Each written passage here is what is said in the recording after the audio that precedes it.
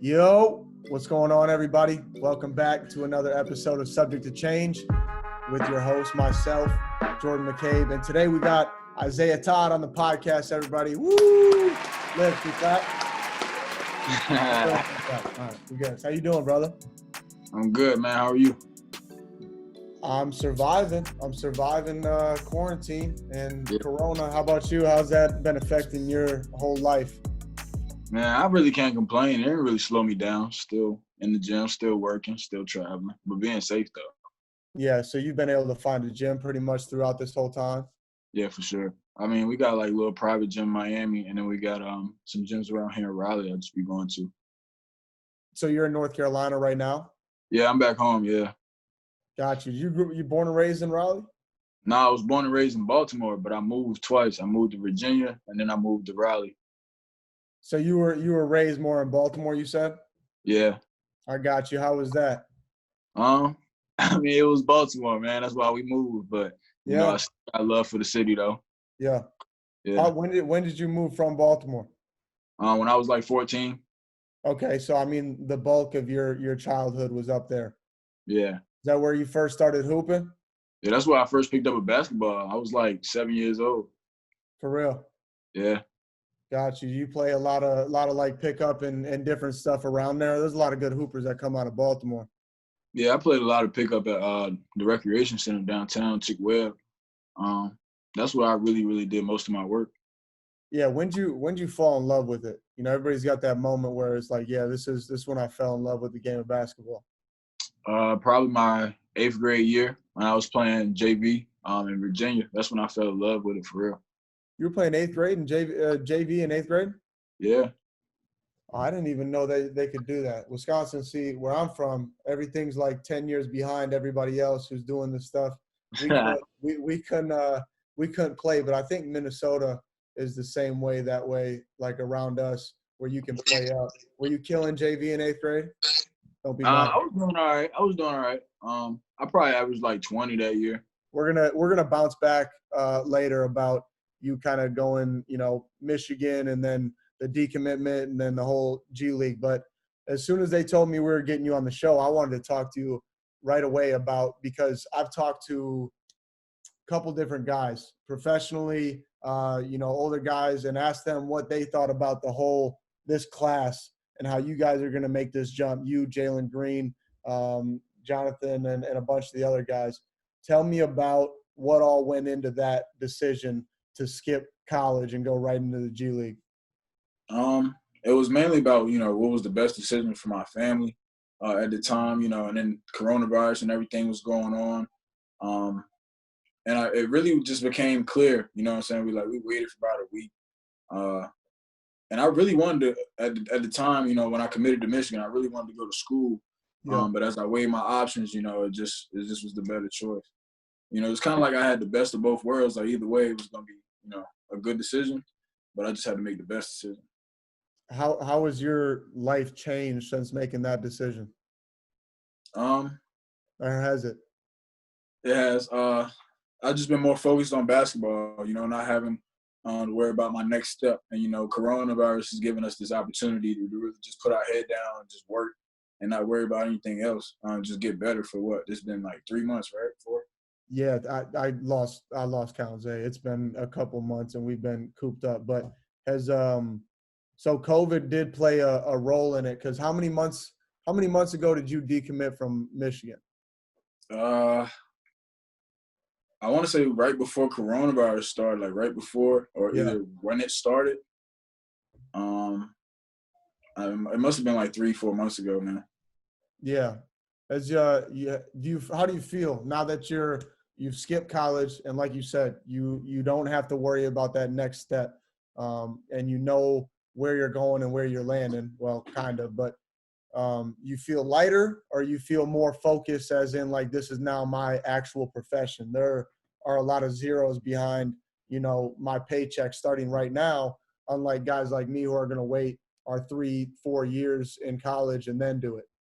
I'm definitely more locked in on the legacy. Definitely just locked in and trying to get better and get, you know, as more prepared as I can, you know, for the season coming up and for the draft. So I'm just really just soaking everything in and just got my head down, just working. You know how that Yeah. goes. Yeah, I know how it goes. I can tell because I checked your IG before we jumped on, and it just seemed like you definitely had a focus. You can get a tone of people from their social media, and you're definitely locked in. So let's jump back to Isaiah Todd, senior year of high school. What was your college recruiting? What was that? What did that look like for you coming up through? It was early and it was often. Like when I was in 8th grade, my first offer was Hampton University. I believe my second offer was James Madison, and my third one was like Kansas or something. So it just jumped, That's a little bit of a jump. James Madison, Yeah, Kansas, just a little bit. yeah. And after that, it just was up. Yeah, so it just kind of took off. When, because you told me 8th grade you were playing JV. When did you make that big jump where you realized, was it, growth physically? Because how tall are you right now? 6'11"? I'm like 6'11", yeah, maybe 7 foot with shoes on. So when did that, was it gradual or did you have a big spike in I've like, always been tall, and I never had growing pains, so I might have another like spurt in there somewhere. I just always been tall. I was like 6'1", like the 5th grade. would you want that extra, let's say I could give you a chance to stop growing at 6'11" or go 7'3"? Would you want to go 7'3"? I don't know, man. I mean, Because at this point, you're super comfortable. Like out on the yeah, perimeter, you're extremely comfortable. I've seen you like drag guys out, pull up 15 feet. You definitely have a lot of KD to you. I know you've gotten that comparison a million times, but I feel like at 7'3", you think you'd still be able to maintain that level of like oh yeah, I think I'd be able to maintain it for sure. But I don't know. I don't know how that would work. So if I told you you could go 7'3" right now, you would take that? Yeah, yeah, I would. That's Oh, OD. Like that's like on some Bobo. You know what I'm saying? Like, speaking of Bobo, you see what he did last night in the bubble? yeah, He's yeah, tough. He's he's tough. tough. I don't know how you dropped. What he dropped to 44. I don't remember. I think he dropped into the 40s for pick wise, but last night he didn't look like the 44th pick in any draft class. And to be honest, at Oregon, I mean, I thought he was putting up numbers and doing things that put him for sure first Yeah, round, if not lottery. But yeah. It's a lot of stuff that go into it that we don't see though. You know what I'm saying? As fans, we don't see. I yep. mean, maybe as players, we might understand it just a little bit more, but there's a lot that goes into that. Are you getting acclimated? Do you feel like a difference? You want to talk about not, we don't see everything. Being a professional, do you think like is there a shift in like your daily life? You know what I mean? Going into more professional basketball of whether you like things you got to do, people you got to talk to, anything like that? Um, Definitely. I feel like as a young hooper, I kind of carried myself as a pro, coming up. And even now, it's still a change because actually living that lifestyle, having the people around you to show you what to do and the blueprint of it, it's just a lifestyle. It's something that I keep in my mind every day, from eating to sleeping to how I dress when I go outside, or like wearing a mask, making sure I have my mask on, Yeah. things of that nature. So you're talking about discipline. Yep, just being disciplined. Yeah, I don't know what you think, but I think when it comes to professionals, those that I've been around, I think discipline is definitely the separator that way. Who? Because just listening to you talk, somebody's giving you this kind of information. Is it mom? Who's doing this? Who's keeping Isaiah Todd's head on straight? Definitely my mom, bro.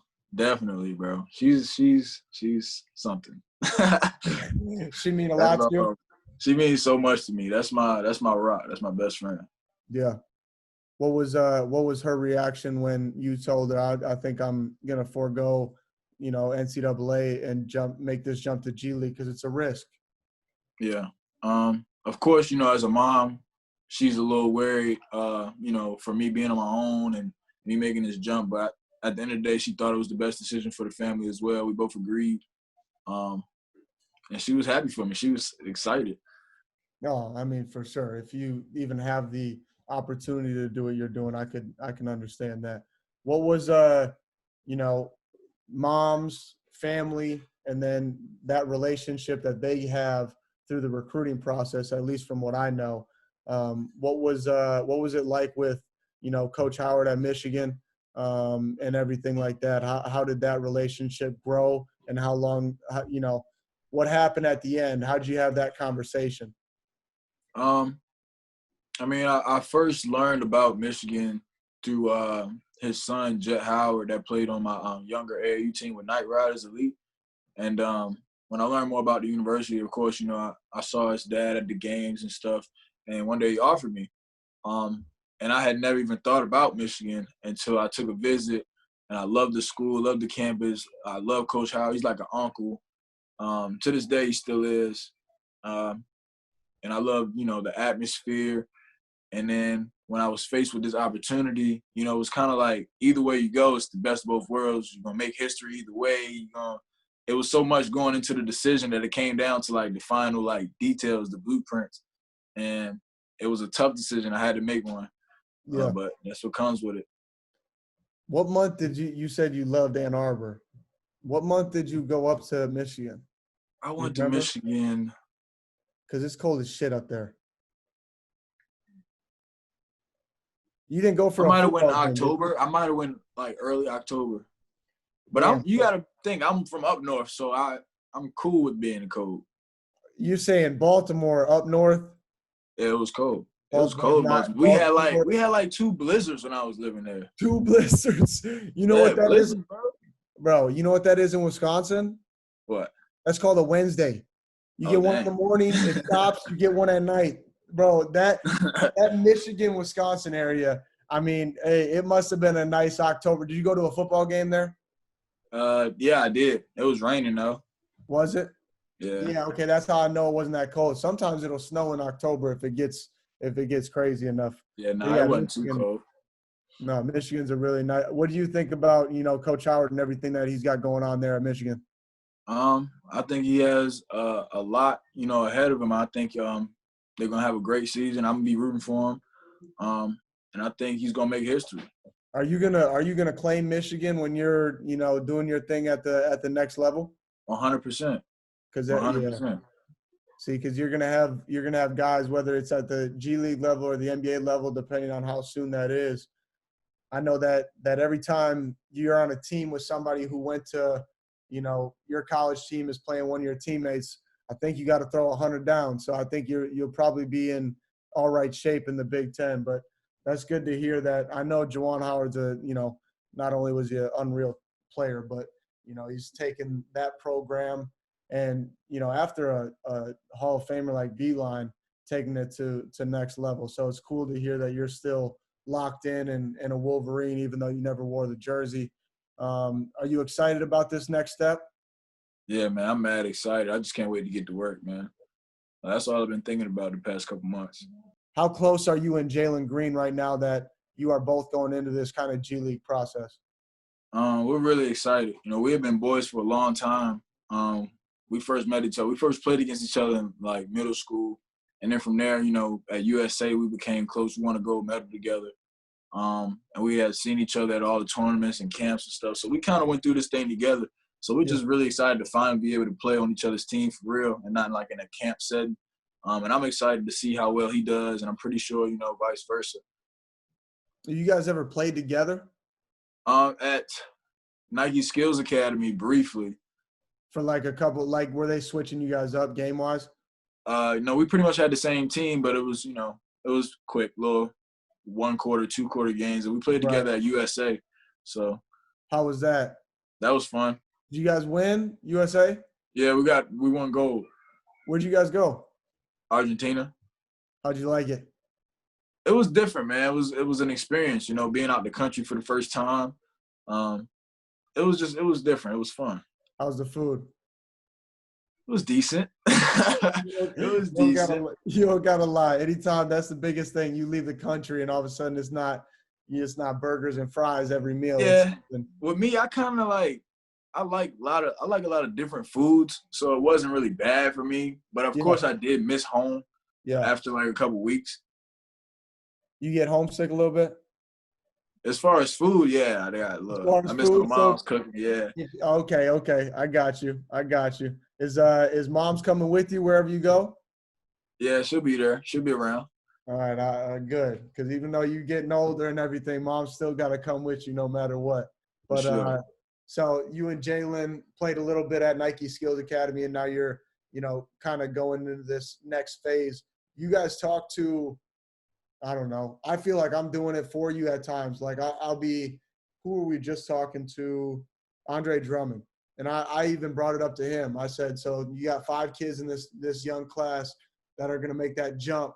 And to be honest, at his level, he probably could have did, if he had the opportunity or choice that you guys had, he could have made that jump being a one and done at UConn. But have you talked to anybody either in the NBA or, just adults or anybody else for advice? Have you kind of searched for that at all, or has that found you? Oh yeah, I've talked to a lot of guys. I talked to Mike Beasley, Bam Adebayo, um, just to name a few guys. I don't really want to. It's a whole list, but those Yeah, two are yeah. probably the main guys that I really, really talk to, and they helped me along the way. Competing. Where's the relationship with Mike Beasley? That just kind of Oh, came he, to my head. we played 5-on-5 in the same gym recently, and when I was in Miami, he was in Miami, so I saw him down there. Majority of the time. Yeah, he's a bucket, right? Yeah, he's a bucket. Oh my God, I saw some clips pre-bubble. Did he get picked up or just Jamal Crawford? No, he got picked up too, but he had corona. He did? He tested positive? Yeah. Damn. You're all good though, right? All healthy? I'm straight. Yeah, I'm good. Good. Good. We don't need anything else. I've seen enough crazy news for a long time. 5 years. I'm good on the craziness. But so hey, the one thing I did that just popped into my head. So this whole thing, you're skipping this level. But Mikey Williams, who's been on the show as well, he's taking this, he just released his top 10 today. And he's got 5 HBCUs. Talk about what that means, to you and to those around you. What are people saying about it? Do you think it's a good idea to push that kind of route and direction for guys of his caliber? Um, I think it'll be something special. I think it'll be a good move for him if he decides to do that. I think he should make the best decision for him. Right. And if the case may be that he goes to an HBCU, I think that'll be amazing. And Yeah. if he doesn't, I'll still be rooting for him. That's my guy. So Yeah. I'm excited to see which school he chooses. Yeah, no doubt. Because I think, I would assume what's going to come down to is it all ends up just like when you're picking, any school, just like you're looking at situation because, you chose Michigan, but I know Blue Bloods obviously were after you and everything. What kind of, when you did commit to Michigan, what was your thought process in terms of situation with Michigan? Was it the offensive system, the fact that you might have, now they still get 5 stars, but you might have 3 less 5 stars than if you were to go to Kansas or Duke or North Carolina. What was the decision to not go that route all about? It was mainly just the background of the school, and mainly Juwan Howard. It being his first year, me trusting him player to player first because he was a player, and not only was he a player, he played on the highest level and coached on the highest level, and he played my position. And we were already kind of, pretty close, and I really trust him. So that was the biggest thing going into that decision. Yeah, no, that makes sense. I mean, trust in your coach and the organization was everything for me, everybody who makes a decision that way. Now, when you did decommit from Michigan, was the G League the only option coming out of there, or were there other talks about, because you got LaMelo, you got RJ. Did you ever think about doing that route in terms of professional basketball, taking off, going to Lithuania or Australia or someplace like that? I mean, yeah, we took everything into consideration, with it being my career and with it being like a huge decision. We took everything in consideration. We wrote everything out, pros and cons.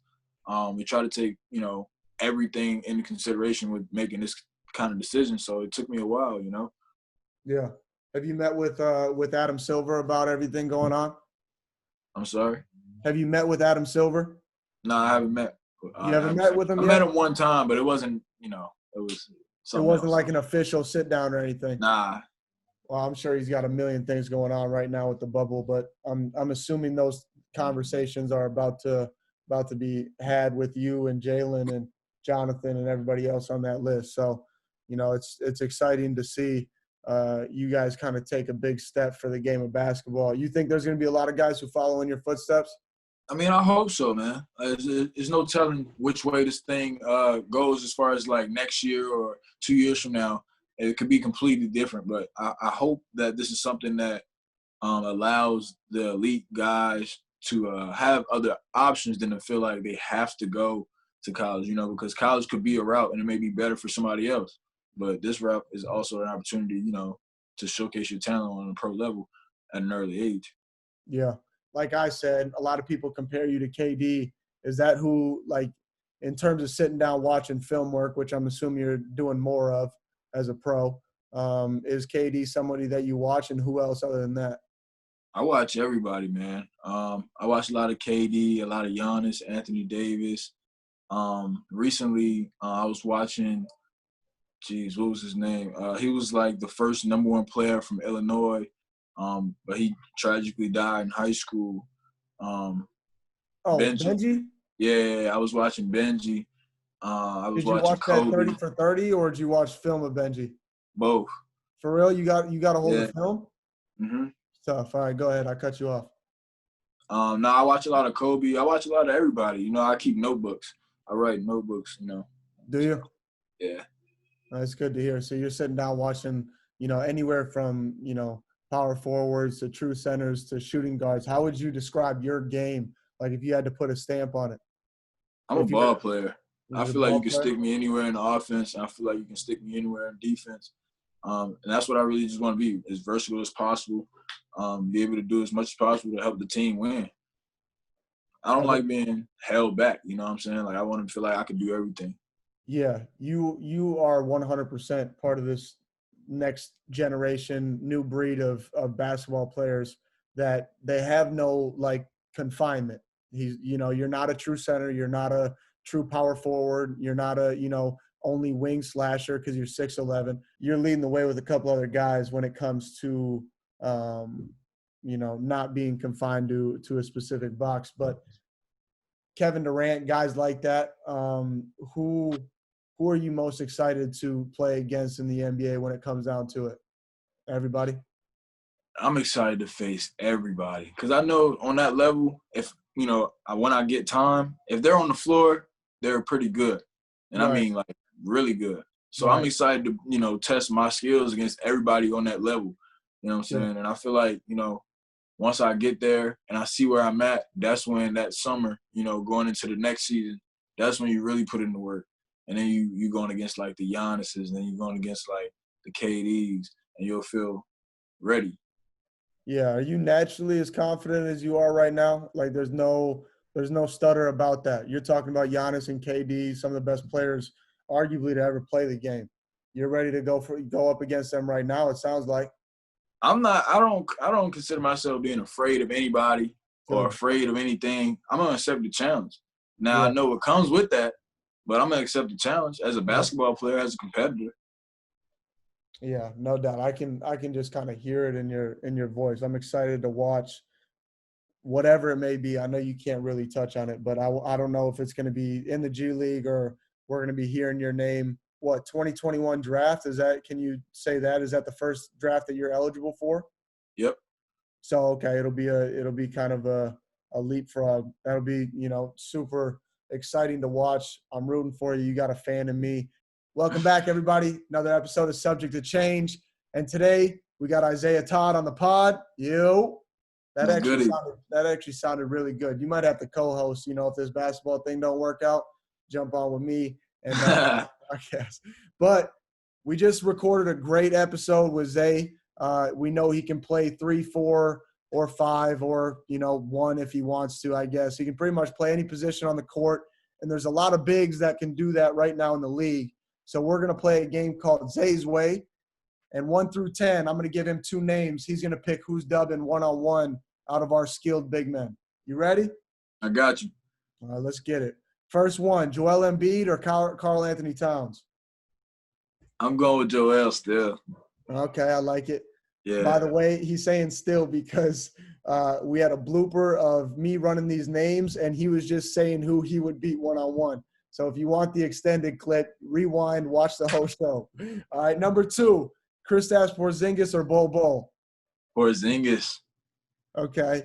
Now some of these answers start to make more sense in my mind. Number There 3, we go. Thon Maker or his brother Makur Maker? Thon. Okay. Number 4, Anthony Davis or Nikola Jokic, the Joker? Anthony Davis, because, you know, he can stretch the floor. He can shoot the 3-ball, and then at the same time, he'll blow by you, and he's athletic. You know what I'm saying? So that's pretty hard to guard. Yeah, you watch a lot of AD? I watch a lot of AD. I watch a lot of AD. Figured that. Number 5, Spicy P, Pascal Siakam or Ben Simmons? I'm going with Ben Simmons. Okay. Are you going to let – never mind. I'm not even going to ask you. I was going to say you're going to let him shoot. Never mind. 6, Chet Holmgren, Chet or James Wiseman? Ooh. I like the young boy, but I'm going to have to go with James Wiseman. He's been working silently too. Yep. He probably put on 25 pounds of muscle and the 3-ball stroking. I don't know. Yeah, James might be a problem. Chet? You like Chet, though? I like Chet, though. He's coming along real nice. I didn't think he'd be able to fill into his, his frame and his body, but he's definitely done it. He's a killer. I like him. All right. Number 7, Miles Turner or Sabonis?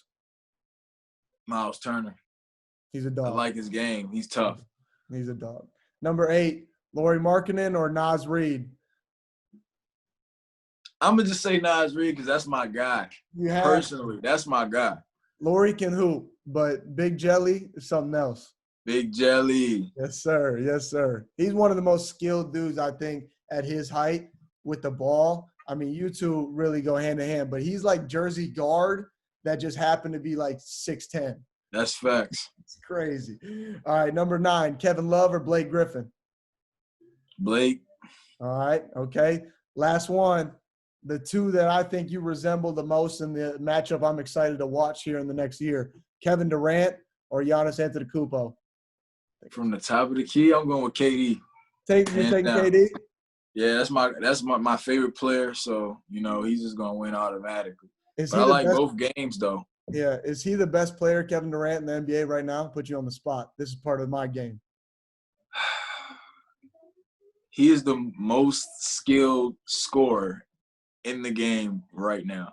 That's why I like talking to you. You understand hoop. That's exactly what I would say, and you can't argue that. You can't argue it. You really can't. Unless you're going to say Steph Curry, but that's another conversation. Exactly, that's another conversation. That's my bias. That's my bias coming through. All right, everybody. That was Zay's Way. If you didn't listen to the whole pod, don't be a dummy. Rewind. Listen to the 45 minutes. Let us know what you think about his comments at the end, his picks, and everything else. And we'll see you guys later on next week for another episode. Zay, appreciate you coming on, bro. No doubt, Brody. Good luck. Good luck. I'm out here with the bucket low, and the wavy jersey. Stop playing games. You could get like your boy Larry. Click the link in the bio and check out these videos. They're right here for y'all. And subscribe. Dime.